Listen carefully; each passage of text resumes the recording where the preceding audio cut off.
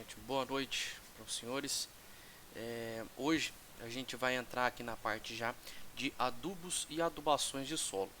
Primeiro a gente vai conhecer os tipos de adubos que a gente tem, aqueles os que fornecem os NPK, né, e posteriormente a gente vai ver como que a gente faz a recomendação de um adubo baseado aí numa análise do solo, tá? Então vamos lá. Como que a gente implementa as recomendações então? Como que são feitas as implementação das recomendações de adubação? É uma das etapas críticas da adubação é a sua implementação. Há um número muito grande de recomendações derivadas das tabelas de adubação e contrapõe-se à existência de grande diversidade de insumos, porque a gente tem uma grande diversidade de insumos, principalmente quando trata-se de formulados, né, dos formulados NPK. Esse daí a gente tem uma infinidade de formulações aí disponível no mercado, tá? E o que resulta o quê? Resulta que a conciliação entre as quantidades recomendadas de nutrientes e as efetivamente aplicadas em geral, elas não são fáceis, tá? E contudo, considerando que a adubação com macronutrientes não é precisa, não precisa ser feita com grande precisão, tá? Então, a adubação de macronutrientes, ela não precisa ser feita com a grande precisão, tá? É mais interessante a gente fazer uma amostragem de solo bem feita, tá? Do que uma adubação que nem, eu preciso fazer uma dosagem e recomendar 369 quilos por hectare de um adubo. Você não precisa realmente fazer os 369 quilos, tá? Às vezes, se você fazer um pouquinho menos, não vai ser prejudicial para sua cultura. Isso não vai te trazer já uma variação de produção, se você adubar um pouquinho menos, e também um pouquinho a mais também não vai te fazer diferença, tá? Não vai te fazer diferença, não vai te trazer os resultados. Então, a adubação, então, como que a gente faz a adubação? Bom, a gente tem os nutrientes no solo. A gente já tem os nutrientes, o solo já tem a sua fertilidade natural, tá? E essa fertilidade natural, ela tem que atender o quê? As necessidades das culturas. Porém, nós temos um déficit aqui dos nutrientes do solo com as necessidades da cultura, tá? O solo ele em si só não consegue atender a necessidade dessas culturas, tá? Então, através do manejo correto da adubação, é de nossa responsabilidade fazer o quê? Suprir esse déficit que os nutrientes do solo têm para as necessidades da cultura. Então, é nossa obrigação suprir esse déficit, tá? A correta adubação do solo, ela só é possível a gente fazer a correta adubação com uma análise de solo bem feita e seguindo a análise do solo. Só dessa forma a gente vai conseguir uma correta adubação, tá? Então, a adubação nitrogenada orgânica, então. Bom, aqui estão os nutrientes de uma torta de filtro. Então, quais são os nutrientes que a gente tem na torta de filtro, tá? Então aqui, ó, na torta de filtro a gente tem, principalmente, esses são os principais: nitrogênio, fósforo, potássio, magnésio, enxofre, cinzas totais e matéria orgânica, tá? Então, o principal nutriente que a gente tem na torta de filtro é o nitrogênio, tá? O nitrogênio é o que a gente tem em maior quantidade na torta de filtro, tá? Que pode chegar aí a 0,9%, a 2,20%, mas em média ele tem aí em torno de 1,37% de nitrogênio, tá? Aqui estão alguns outros adubos orgânicos, tá? Aqui a gente vai focar na adubação nitrogenada, tá? O primeiro tipo de adubo que a gente está vendo é o nitrogênio, tá? Então olha aqui, ó. o esterco bovino, esterco equino, suíno, esterco ovino, que é de ovelhas, o esterco de aves, o composto orgânico, tá? E resíduos urbanos, tá? Então a gente pode ver aqui, ó, que para fornecer nitrogênio, o principal esterco que a gente tem fornecedor de nitrogênio é o esterco de aves, tá? Não só de nitrogênio, né? O esterco de aves aí é o esterco com maior quantidade de nutrientes, tanto de nitrogênio, fósforo e potássio, tá? Em qualquer um deles aqui, o esterco de aves é o mais rico em nutrientes, tá? E aqui estão os principais adubos nitrogenados que a gente tem disponível aí no mercado, tá? Então olha aqui, ó. A ureia é aquele que tem maior quantidade de nitrogênio, é a ureia, seguido aí do nitrato de amônio, posteriormente o nitrocálcio, aí vem o sulfato de amônio, tá? Depois o DAP, que é o diamônio fosfato, e o MAP, que é o monoamônio fosfato, tá? Destaque aqui, ó, sulfato de amônio. Qual que é o grande problema do sulfato de amônio? A quantidade de KCO3 que eu vou precisar para neutralizar esse adubo, tá? Então ele é um adubo que vai acidificar bastante o meu solo. O nitrato de amônio, ele é extremamente salino, tá? Temos aqui, ó, a maior quantidade de sais é no nitrato de amônio, tá? E posteriormente aqui, ó, solubilidade em água. A ureia extremamente solúvel em água, seguido do nitrato de amônio, que também é bastante solúvel em água, tá? Nitrocálcio é insolúvel em água, ok? Então vamos lá. Quais são as principais características dos adubos nitrogenados, então? Eles aumentam a acidez do solo, tá? Então esse é um grande problema aí dos adubos nitrogenados. O índice salino deles é relativamente alto, como a gente pôde ver na tabelinha anterior ali. Eles têm alta solubilidade em água, destaque aí para a ureia, que é o mais solúvel em água. E eles são isentos de macronutrientes secundários, tá? O que é isso? Com exceção do que? Do sulfato de amônio, que tem 24% de enxofre, tá? Então, os macronutrientes secundários, um exemplo aí seria o enxofre. Então, os adubos nitrogenados, eles são isentos de macronutrientes secundários. Então, eles não vão fornecer os macronutrientes secundários, tá? Com exceção do sulfato de amônio, que fornece aí 24% de enxofre, ok?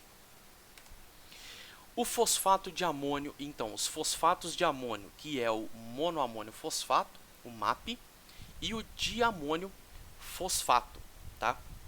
Que é o DAP. Então, o monoamônio fosfato, ou o MAP, ou o DAP, todos eles liberam amônia, tá? Todos eles, mais o ácido fosfórico, tá? Então, a amônia liberada no solo, ela vai ser absorvida pelas plantas, tá? Mas pouquíssimo absorvida pelas plantas, muito pouco, tá? E parte dela vai o quê? Vai ter que ocorrer a nitrificação, que aqui na nitrificação a gente vai conseguir disponibilizar para as plantas absorverem, tá? Que aí elas vão virar nitrato, primeiramente nitrito, depois nitrato, que aí vão ser absorvidas pelas plantas, tá? O ácido fosfórico, ele vai ir para absorção radicular, tá? E também, ou pode ser fixado, tá? Os nitratos de amônio, então, o nitrato de amônio aqui, ó, tem 34% de nitrogênio, tá? O nitrato de amônio, então, a grande benefício aí do nitrato de amônio é que ele tem essas duas fórmulas aqui, ó. Ele vai liberar amônio e vai liberar o nitrato. O amônio, uma parte dele será absorvido pelas plantas, mas pouco, e outra parte vai ser nitrificado, vai ser virar nitrado, vai passar pela nitrificação. O nitrato, ele é absorvido pelas plantas, tá? Que essa é a fórmula que as plantas mais absorvem ele. Parte dele vai ser lixiviado e parte dele vai ir para desnitrificação.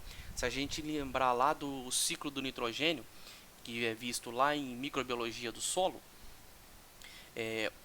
o nitrato, ele para chegar em nitrato, o nitrogênio, quando a gente vê lá as leguminosas captam o nitrogênio da atmosfera e fixam esse nitrogênio. Aí esse nitrogênio vai ir para o solo, vai ser fixado e vai se transformar em NH4+.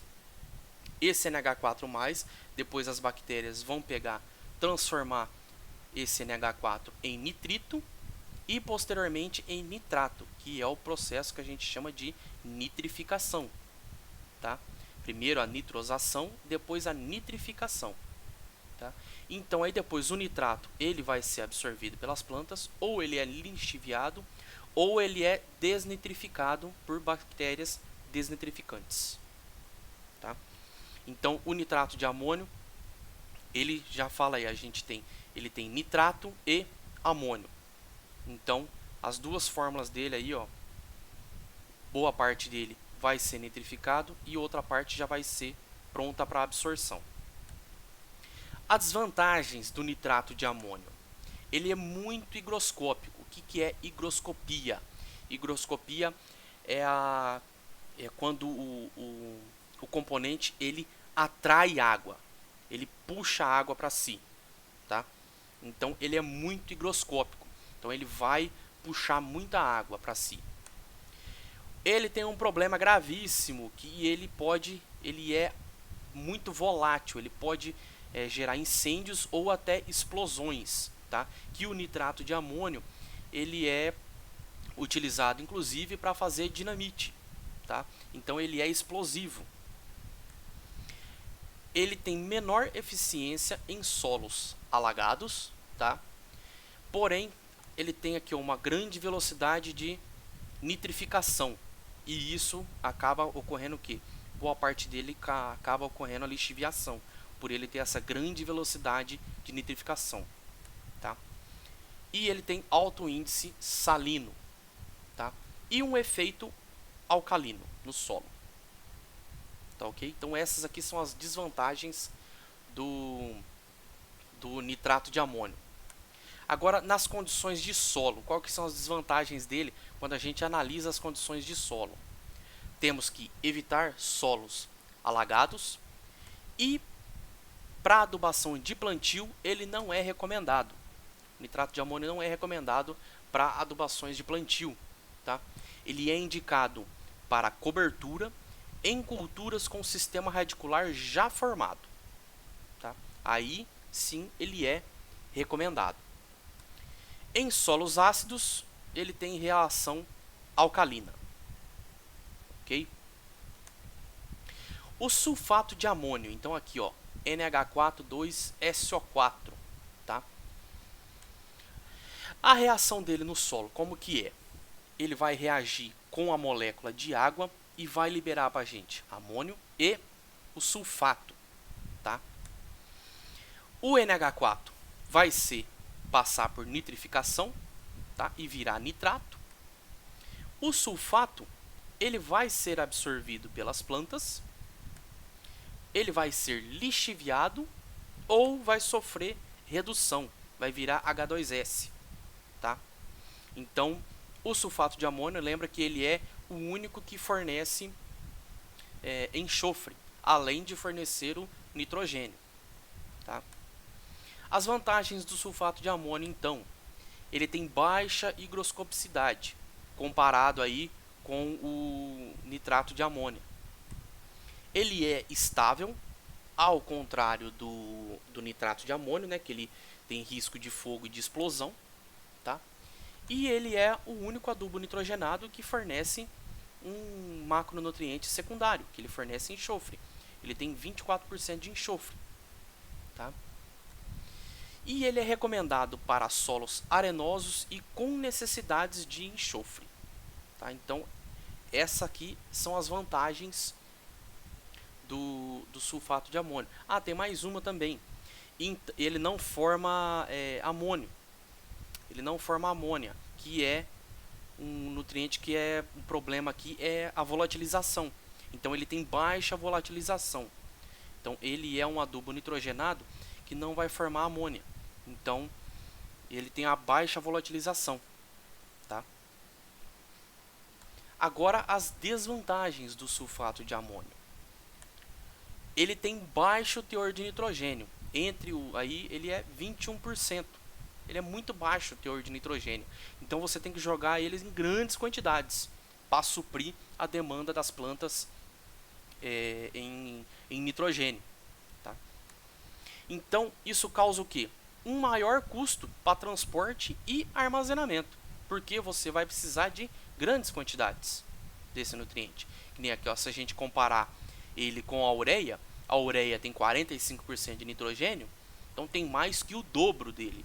Então, se eu for fazer uma adubação nitrogenada e for jogar ureia ou o sulfato de amônio, se eu for jogar sulfato de amônio, eu vou ter que jogar o dobro do que se eu fosse jogar a ureia, se eu fosse aplicar a ureia, tá? Então, já falando da ureia, né? A ureia aqui, ó, 44% de nitrogênio, né? Essa aqui, então, é a fórmula da ureia. Ó como que ela reage no solo. A ureia vai reagir com a água, tá? E vai formar aqui, esse composto aqui, ó, tá? Através do que? Usando a urease, tá? Então, esse composto aqui vai reagir novamente no solo e vai liberar para a gente aqui, ó, 2 moléculas de gás carbônico mais 2 moléculas de amônia, tá? A amônia vai reagir com a água e vai formar para a gente aqui, ó, vai liberar uma molécula aqui de amônio mais uma hidroxila. Essa amônia vai reagir com o oxigênio e vai liberar para a gente 2 nitrato mais 4 átomos de hidrogênio e água. Tá? Então, essa aqui são todas as reações que a ureia faz no solo. As reações que ocorrem com ela no solo. Tá? E agora, a ureia ela é recomendada para solo ácido? Quando eu tenho um solo ácido e eu jogo ureia, será que eu vou estar podendo fazer isso? Eu posso fazer isso? Se eu olhar aqui na reação, então, ó, olha aqui, eu tenho a ureia, tá? E em solo ácido eu tenho menor quantidade de hidroxilas, tá? Então, depois que a minha ureia ela reagiu aqui com a urease e quebrou a molécula aí, ó, que ela reagiu com a água, eu vou ter aqui, ó, duas moléculas de amônio mais água. Aí vai ter uma reação aqui e eu vou ter o que? Amônia mais hidroxila. E para essa amônia aqui virar o nitrato, para ocorrer aqui a nitrificação, eu vou precisar de hidroxila. Se eu tenho um solo ácido, eu tenho menor quantidade de hidroxila. Então, o que vai ocorrer? Vai ter uma maior dificuldade da reação para a direita. Tá? Então, eu não vou conseguir dar continuidade na reação. E então, aqui, ó, aí, o que vai acontecer?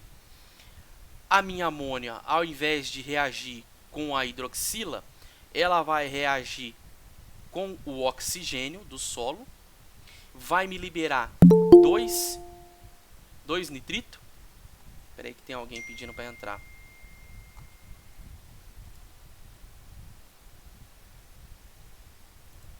Então, o que vai acontecer aqui, ó? Ela vai reagir com o oxigênio do solo, vai me liberar 2 átomos de nitrito, mais 4 átomos de hidrogênio e água. Então, aqui, ó, vai estar acontecendo o quê? Vai acidificar o solo. Tá? Aí, depois, esse nitrito aqui vai reagir com o oxigênio e vai virar nitrato. Porém, aqui eu vou ter a liberação de 4 átomos de hidrogênio, que vai acontecer a acidificação. Problemas da ureia. Volatilização. Ela é extremamente volátil, a ureia. Se ela não reagir, se eu jogar ela no solo, nas horas mais quentes do dia e com o solo seco, que nem estava esses dias para trás, eu vou perder praticamente toda a ureia que eu jogar no solo, tá?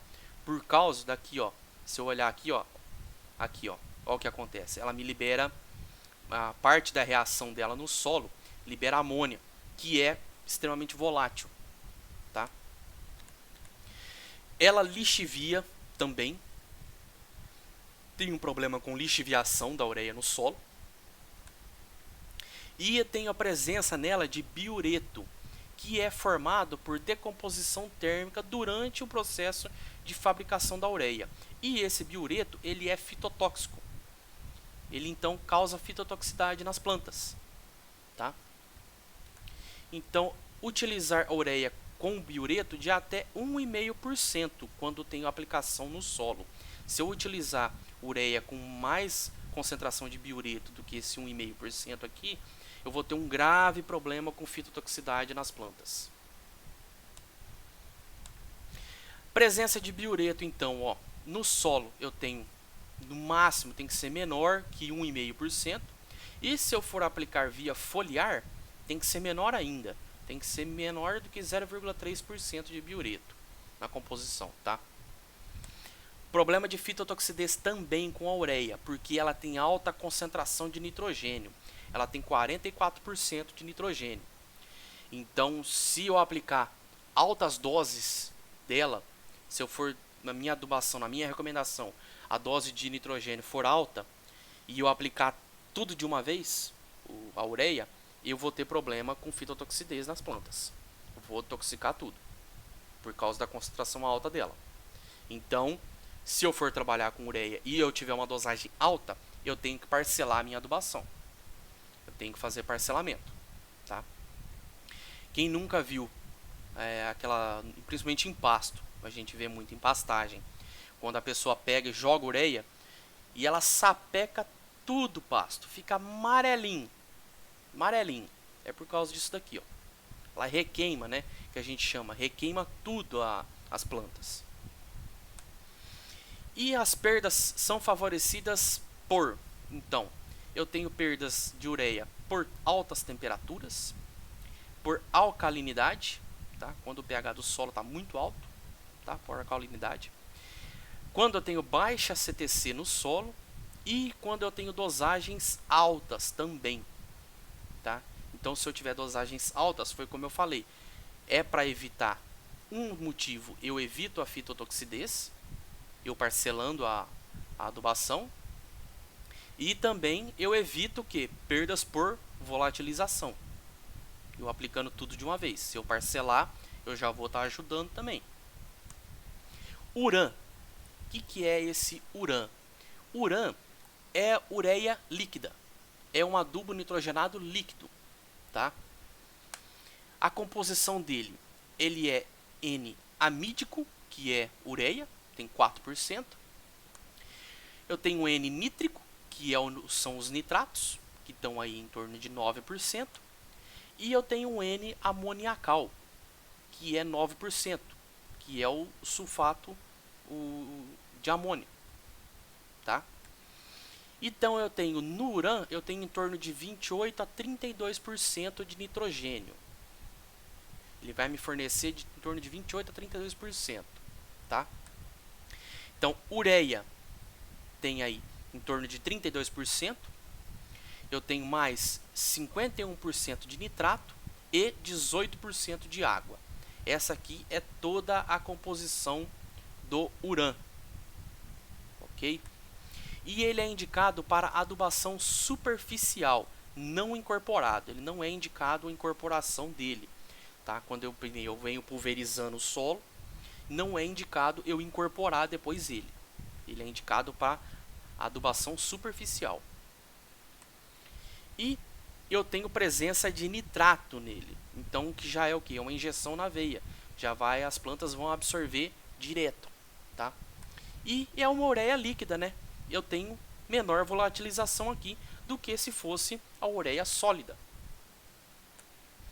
Fertilizantes de liberação lenta ou controlada, então. Então eu tenho aí uns fertilizantes tem disponível no mercado.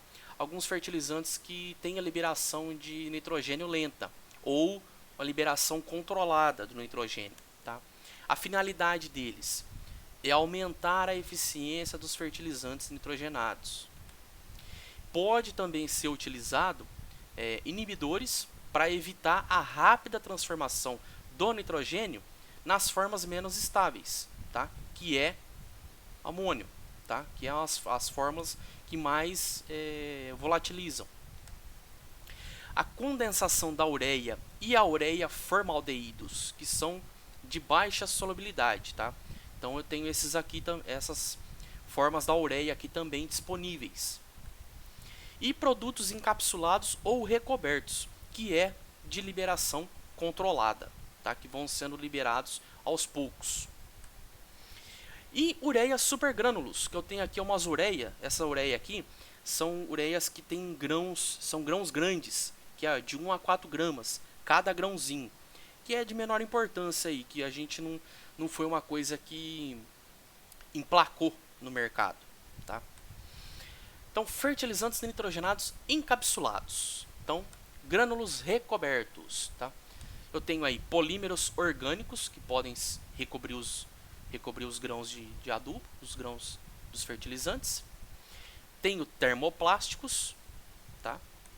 Tenho grãos também revestidos com resinas e também com materiais inorgânicos, que aí eu tenho aqui o enxofre elementar, recobrindo esses grãos do fertilizante, tá? Então, a ureia é recoberta com enxofre. Os grãos de ureia, eles são revestidos com o enxofre elementar, tá?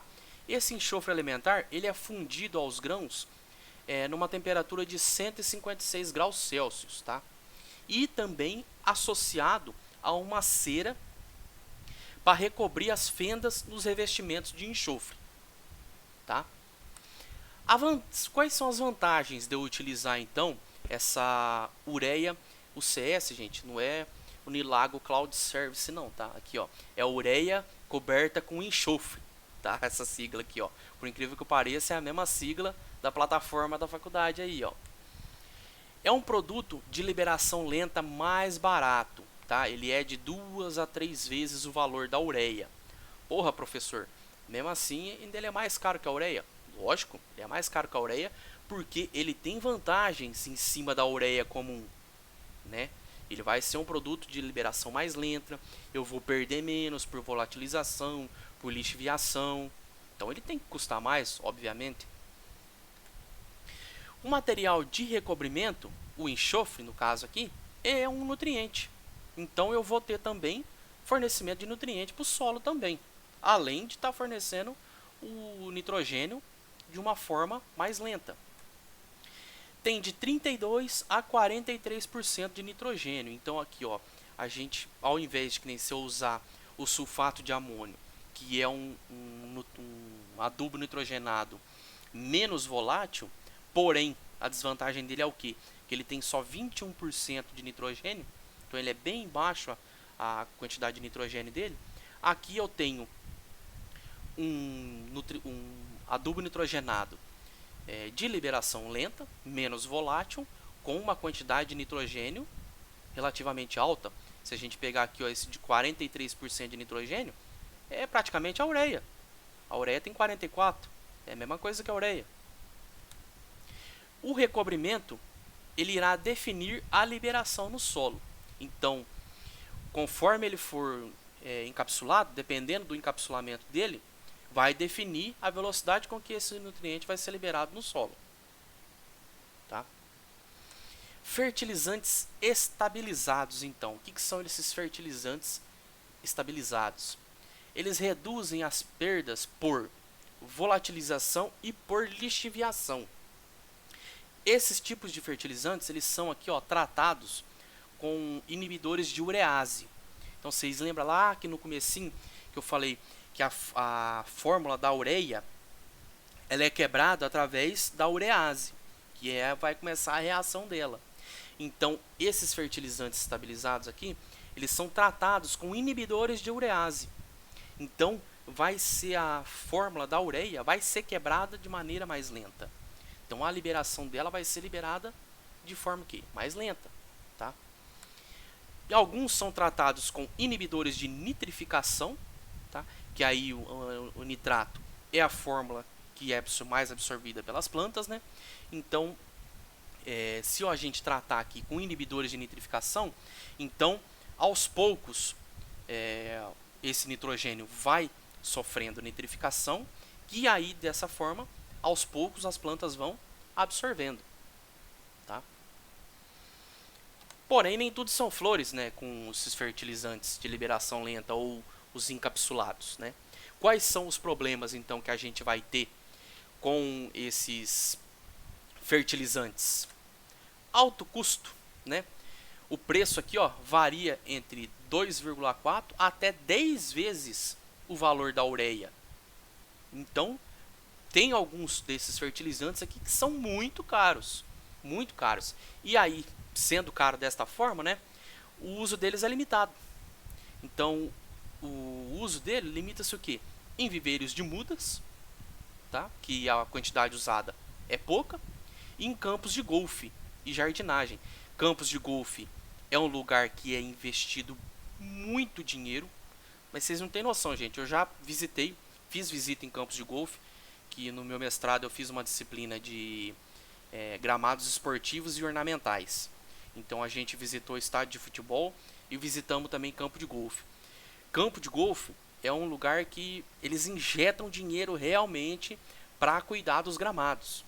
Lá em campo de golfe você não vê o uso de ureia, nem de nitrato, nada dessas coisas.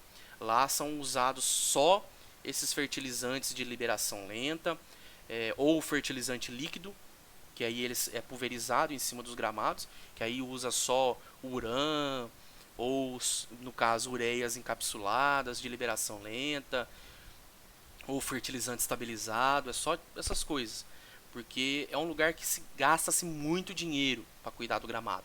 No entanto que para ser associado de um clube de golfe é muito caro. É só nego que tem a bala mesmo, só os caras que tem a bala. Porque é muito caro. Lá gasta-se muito dinheiro. É outro padrão, é outro nível, tá? E aqui, ó, são o que? 0,25% dos fertilizantes comercializados. Esses fertilizantes de liberação lenta. Então, é muito pouco comercializado. É uma pequena porcentagem deles, tá? Bom, meus senhores, hoje era isso aí que eu tinha passar para vocês, tá? Agora a gente vai ver, próxima aula, a gente vê um outro tipo de fertilizante, né? A gente vai vendo aí os fertilizantes, para depois que a gente conhecer os fertilizantes que a gente tem disponível, a gente pegar e fazer a recomendação de adubação.